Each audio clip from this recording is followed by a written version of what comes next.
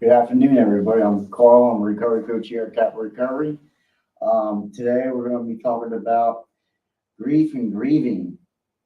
And the topic here I have is says how your brain copes with grief and why it takes time to heal. And I will be starting it off.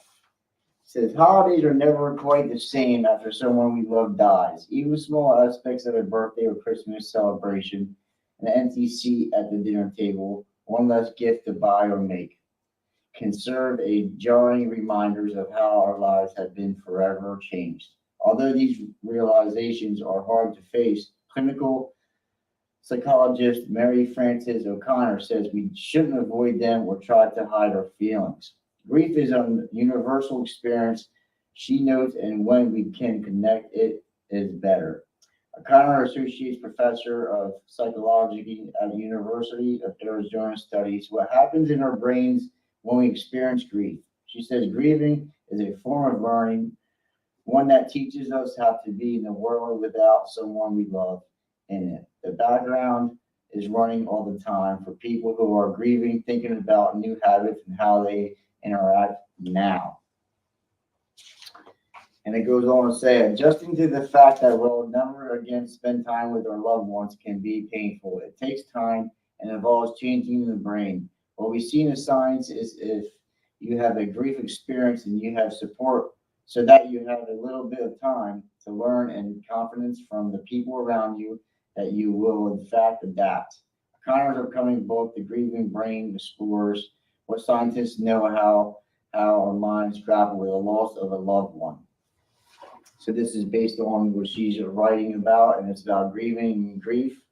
And here's like an interview highlights of it, like the overall ongoing grieving process. The grieving process, when we have the experience of being in a relationship, the sense of who we are and the bound up with that one person. The word sibling, the word spouse implies two people. And so when the other person is gone, we suddenly have to learn a totally new set of rules to operate in the world. The we is as important as the you, and me and the brain and test and terrestrially really does encode it that way. So when we people say I feel like I've lost a part of myself, that is for a good reason. The brain also feels that the way as it were, and the codes the we as much as the you and the I. So it says I like this part here. It says a little bit of us is like missing. How you doing? Okay, can I use the bathroom real quick? Sure, go ahead. Um, because we spend time with our loved ones and our partners or our spouse or siblings, we're used to having them around. And when someone passes, it's like a little part of you is missing, and it's the process. Um, a grieving process is ongoing for, you know, I think my opinion, the rest of our lives. We're going to grieve for the rest of our lives. It just depends how we, cope with it.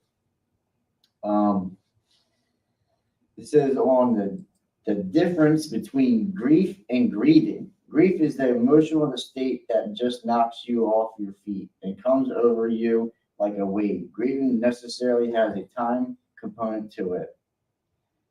Grieving is what happens as we adapt to the fact that our loved one is gone, that we're carrying the absence of them with us. And the reason that a distinction makes sense is grief is a natural response to loss. So when we feel grief forever, a woman who lost her mother as a young person is going to experience the grief of her wedding day because it's a new moment where she's having a response to loss. Oh, so little insight that I didn't really know. Um, Grieving is what happens when we adapt to the fact that our loved one is gone. So we're grieving that person. But when we have grief, is like, when something is going on that person's not there, um, we can have the grief of it. So there's going to be throughout our life, we're going to have them moments of grief. Um, which makes more sense, for me anyway. And it says Grief is like someone turned up the volume dial all of a sudden, an emotion that I think often interferes with our relationship and friends, our friendship when we're grieving is anger because the anger feels so intense. But grieving means that our relationship, that grief changes over time. So the first time, maybe even the first 100 times you knocked off your feet with grief, it feels terrible and awful and unfamiliar. But maybe the first 100, for the 101st time, you think you're to yourself, I hate this. I don't want this to be true, but I do recognize it, and I do know that I will get through the wave. Um, so it's talking about like the unfamiliar, these awful, terrible feelings and emotions that we experience with the grief and grieving process. Can be uncomfortable, right? And there's a lot of emotions and feelings attached to it. And it talks about like anger because the anger is so intense that it feels somewhat of the grieving process, like the feelings of grief, is familiar to anger. You get that same kind of feeling, I guess. Hey, Liz, Liz just showed up. We have Liz here. Yeah. We're talking about, well, I had this one. Okay, it's okay. It says how your brain copes with grief and why it takes time to heal. So we're talking about grieving and grief. Okay. When we lose someone, a friend Yeah. or family, a spouse or a sibling. Mhm. There's a difference between grief and grieving, Mhm. which, I think everybody experiences in life, Right. and like, it don't have to be of a particular person. It could be something, there's grieving stages there too. And we're on the emotions involved in grieving. The range of emotions that someone experiences when they are grieving is as long as a list as the range of emotions we have in any relationship. Commonly, the panic, there's anxiety, there's sadness, there's yearning, but what we sometimes forget is that there is also difficulty concentrating and confusion about what happens next. So some of the talks about some of the emotions, panic, anxiety, there's sadness, and I think it's all like sad feelings and emotions. Usually it's not good emotions and feelings that are equipped with grief and grieving. And it's tough times. It's really tough times, recovery has taught me is I can deal with grief and grieving in a healthy way. It doesn't, I think it takes time, but like your perception of, of the loss of the person or someone is like cherish the good times that you have with them instead of the bad times, or making it as a sad and make it as a happy aspect of it. All right. And it says grieving trajectory. What we know right now is these early days of neurobiology of grief is really coming from snapshots. So having said that, one of the things that we know is that grief is tied to all sorts of different brain functions. We have from being able to recall memories to taking the perspective of another person to even things like regulating our heart rate and the experience of pain and suffering. So lots of different parts of the brain are orchestrating this experience that we have when we feel grief. So I guess there's different parts of the brain that grief can pull on. That's what makes us feel certain things certain times. And what we do feel is, it talks about earlier about anger, sadness, confusion, doubt, all kinds of things, different things. Grief and grieving plays a part on your brain that, becomes these emotions and feelings. Having said that, one of the things we know is that grief is tied up all on to the next one. I'm sorry. It says says prolonged grief. When you're knocked over by the wave of grief, you want to know when will this end. From a research perspective, there is a very small proportion of people who might have what we now call prolonged grief disorder. Something we start looking for after 6 months or a year after a death or loss.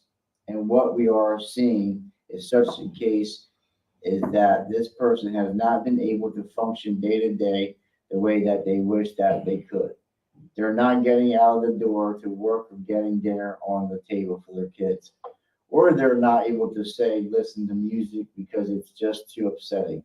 So these types of concerns suggest it would be helpful to interfere and get them back on the healing trajectory where they will still feel grief, but they will adapt to it differently.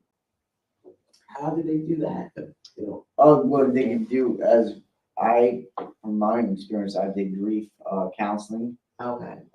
There's because like it talks about like hearing certain songs or music, certain things remind you of certain people and stuff like that. So just like recovery, it's an ongoing process and you have to do it on a daily basis. Grief can be just like that, because there's no end time or end stage of grief.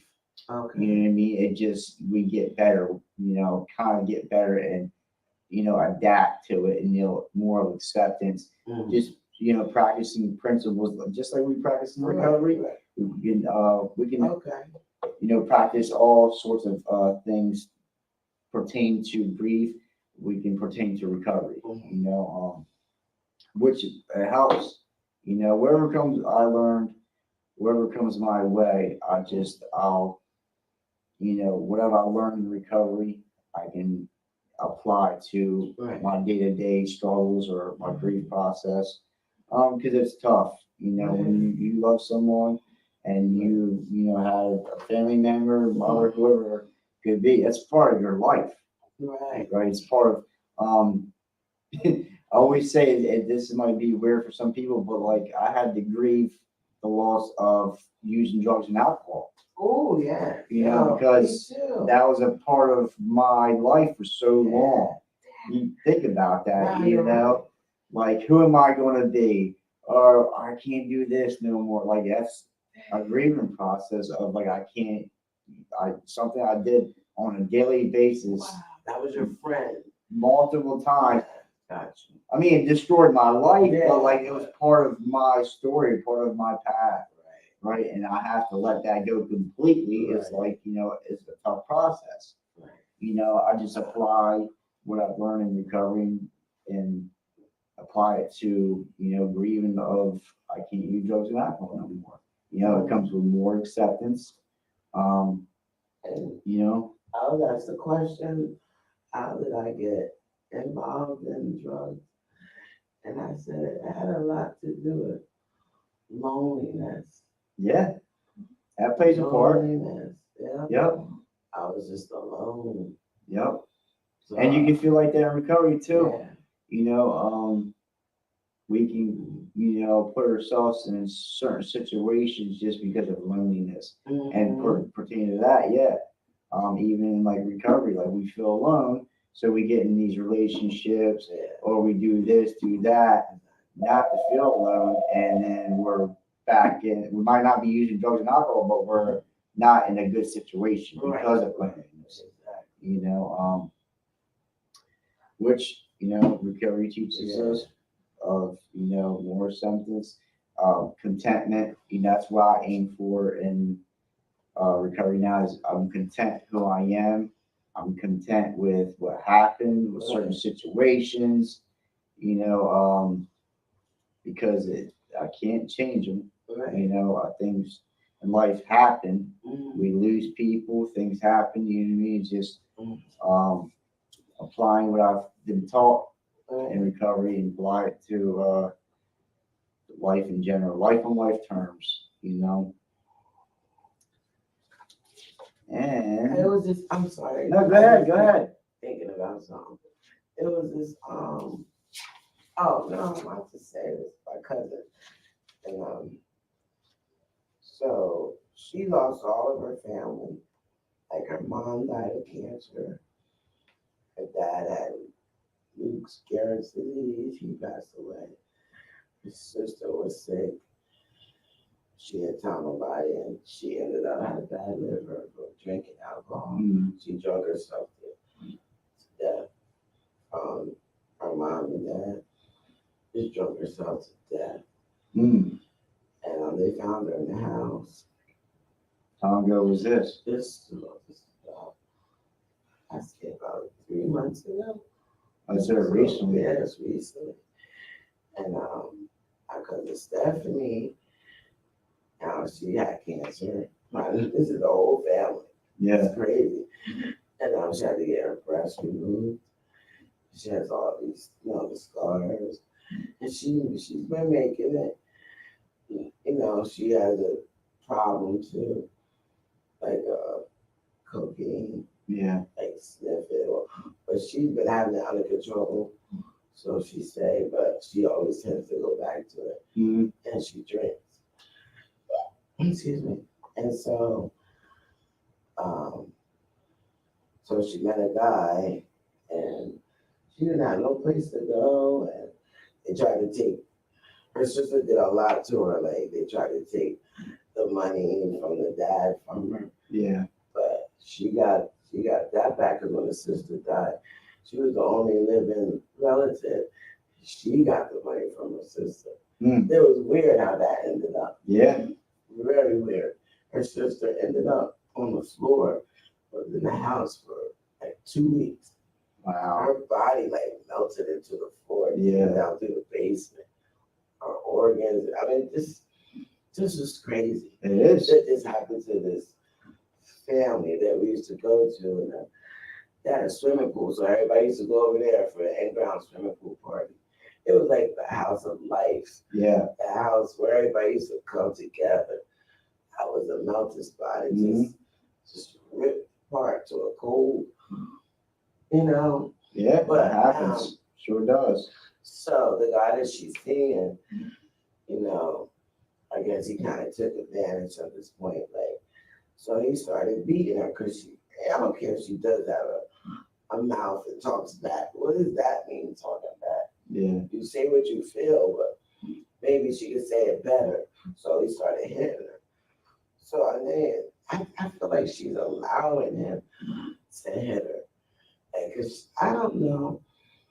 Like, you never been in a relationship where you was getting beat all the time. Yeah. This is, I feel like she, I asked her why. She said she feels like she deserves it. She deserves it from all the things she did.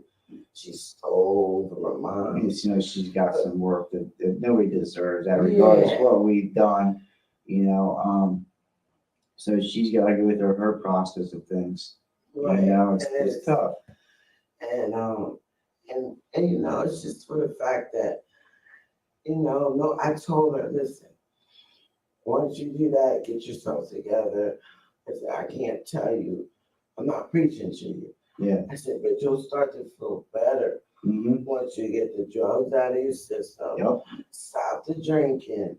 You'll start to see stuff more clear. You'll take care of yourself. You'll know that you don't have to be with a man. This is not your last option. Yeah. Anywhere she go and tries to start over. And you can be there for support. Right. You know what I mean? Yeah. So that's basically what you can, like you said, it's not preaching. It's just like, Right. trying to help her or whatever. And she's got to see that for herself, have her own process. Right. You know what I mean? I just think about it. It tears me apart when she said that she deserves to get beat for all the stuff that she's done bad in her life. Yeah. God didn't send him down, say, hey, you go down and beat her for your sins. That's not how it works. She's got some things. We all got things to work on. That's one of her things she's got to work on her process. So I'll read this last part. I'm sorry about that. No, you're all right. I appreciate you listening. You're all right. And it says, we don't want to hide grief away. Yeah. In a psychiatrist's office of a counselor's office, except in the indications where that would be helpful to get people back on track. So that little part there, that's counselors, psychiatry. Like I said, grief counseling is Yeah. one of the parts of, dealing with grief. I think there's like 5 stages of grief or 7 stages of grief. That helps with that. Like I said, grief and grieving is a lifelong process, just like recovery. Right. And it says, this last part here, it says, how to support grieving people in your life. Here goes some support. I think when we care for someone who is going through this terrible process of losing someone, it really is more about listening to them. Yeah. And seeing where they are at in their learning, and it is about trying to make them feel better. The point is not to cheer them up. The point is to be with them and let them know that you will be there, be with them, and that you can imagine a future for them where they not consistently being knocked over by the waves of grief. So like that's the grief is like stages. It can happen anytime, any day. And it talks about the support more of, even for me when I was grieving, it was better on of somebody just listening to me Yeah, and then that's telling me some things. You know what I mean? Right. Even not even pertaining to grief. If I, Exactly. in life in general, I like to just vent and not have any feedback sometimes. That's I it. mean, that's Like not what you all the just- time. That's just what you just did. Right. And I was like, Just I'm to sorry. listen, it can make me feel better just getting it out than to actually have received any response from it. Exactly. You know what I mean? Just let me process. That's what recovery and grieving is. It's just a process. Let me let it go. You know what I mean? Let me let it out. Let me talk. And you know what I mean? I feel better already just saying that. Yeah. And then when you say it, sometimes you hear things that you didn't hear before. Yeah. And that could give you an answer or a way you can help somebody or give them something good. You know what I You mean? get different perspective from Yeah. things, you know what I mean? And that's where, like, as a recovery coach, I can help people, and actually people help me as well, Yeah. because that's what we do. When we talk with each other and we give me a different perspective on things, you look at it a different way. You know what I mean? Because up here, my mind, is not always right. And I need help. I need support, and that's definitely through a grieving process. I try to be there for people that are grieving. Just basically be there, be available Right. when I need you. Like, you don't have to always be calling me or, checking. And that's nice and stuff like that, but just be there when I need you. You know what I mean? Because that could be a hassle too. You sitting there, you just on the phone. I mean, if an incident happens and you need somebody, you're going through something like that. Yeah. But not every day. Yeah. Hey, what You're putting too much on somebody, then you can actually be doing more harm than good. Yeah. You know what I mean? Just sometimes we just need our own process. Yeah. You know what I mean? For sure. You said it all the time. Yeah. Just let me be for a little bit. If I need you, I'll call you. Yeah. But I got you. we all need help. Mm-hmm. Doesn't matter if it's recovery, grieving, just life in general. We need support. You know what I mean? So, and I need it all the time. But that was the last part of our section today, and this article is saying how your brain copes with grief and why it takes time to heal. It takes time. My opinion, it's a lifelong process. There's never an ending time. Grief and grieving can pop up at any given moment, and just how you choose to cope with it. You know what I mean? There's meetings. There's Al-Anon, there's support meetings, there's counseling, there's therapy, there's all kinds of things you can do when hard times like this happen. I took my drug test, that they give out over at the other place Mhm. we go to. And I've been waiting because I've been wanting to know how it was. It came out good. Yeah, see? Only, what I was supposed to take. Yeah, That felt so good. Yep. Man. And then turned around, boom. And I had to take another one. Just like right around the corner. You never know. But it feels good to be ready. yeah. And you not that worry, like, oh, Yeah. is it good? I remember I used to be worried. Yeah, like, because oh, we ain't God. doing right. Right. I'm like, what? Yeah. Now I'm like, Makes okay, you makes you feel better about yourself. the best You know what I feeling in mean? the It world. gives you some confidence. It gives Yeah. you that validation of like you're doing right. That confidence. Yeah, for sure. Full. Well, thank you. Thank you, Liz, for showing up. Okay, And I guess I'm Carl, I'm a recovery coach here at Capital Recovery. Thank you guys for showing up. You're more than welcome to come into the center. Until next time, we'll see you later. Adios. God bless.